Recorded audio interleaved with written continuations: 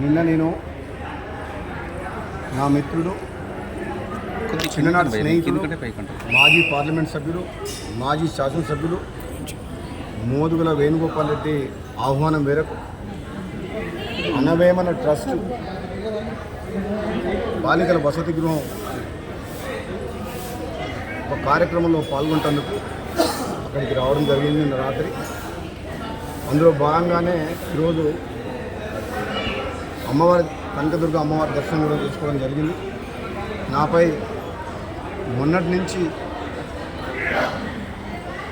కొందరు వ్యక్తులు మా ప్రతిష్ట దెబ్బతినేలాగా దుష్ప్రచారం చేస్తూ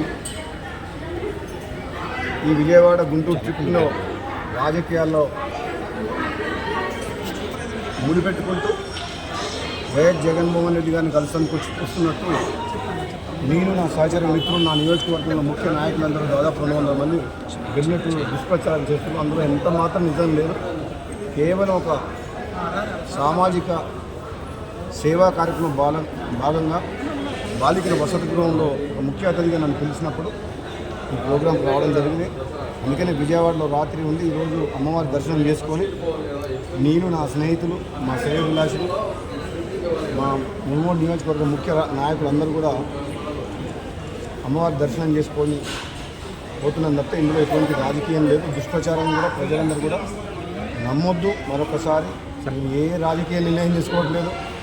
తెలంగాణ రాష్ట్ర ప్రజలు తెలుగు రాష్ట్రాల తెలుగు ప్రజలందరూ అన్నదమ్ములాగా కలిసిమెలిసి ఉండి 2 రాష్ట్రాలు సుభిక్షంగా ఉండాలని చెప్పి